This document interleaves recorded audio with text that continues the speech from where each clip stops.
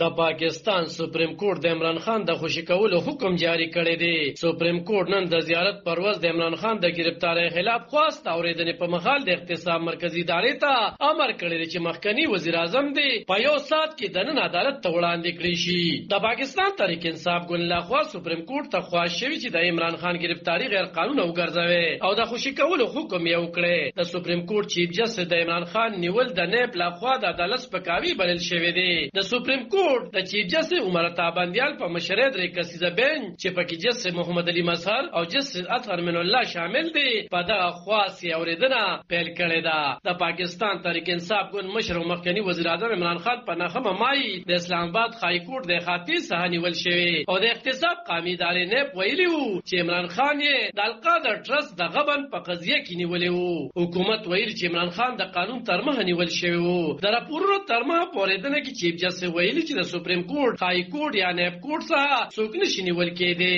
د میډیا د خبر تر مخه چیف جسټس ویلي چې نه د عدالت سپکاوی کړي او کو چرته نوي کسان د عدالت خاطر ته داخل شوي نو د عدالت څخه احترام پاتې کیږي. په داسې کې به سو خوم ځان په عدالت کې محفوظه ونه ګڼي. چیف جسټس زیاته کړي چې په غیر قانوني کار سترګې نشي پټولې چې کومه فیصله وروي دغه به په هر تن لاګو وي. د عمران خان وکیل حامد خان عدالت ته ویلي چې عمران خان په یو کیس کې د نیول وړاندې اسلام آباد های کورټ ته د بایومټریک د پاره ورغلیو او رینجرو نیولیو. جسټس اطهر من الله ویلي چې څوک د انصاف څخه نشي محروم کول کېدی. د نیب د پاره غوړوا چې د اسلام آباد های کورټ د رجسترار نه اجازه اغسته وو. نیب څنګه قانون په لاس کې اغسته. د عمران خان د نیول وروسته د ملک په لوی خارونو کې احتجاجونه شوي. په پوزي او سرکاري ودانو قهرجن مظاهرین ورغلي. ودانو گاډو ته ورونه چول شوي او د مر جوبلو په پکې خوم شوي دي. خو پرون د وزیر اعظم شهباز شریف په مشرۍ د مرکزی کابینه په غونډه کې ویل شوي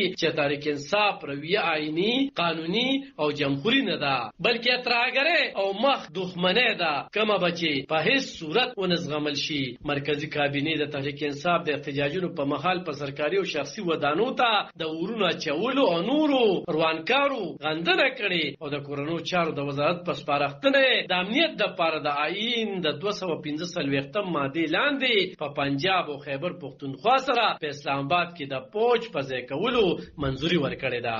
عالم خان شیرپو دلبر نیوز 400 د پاکستان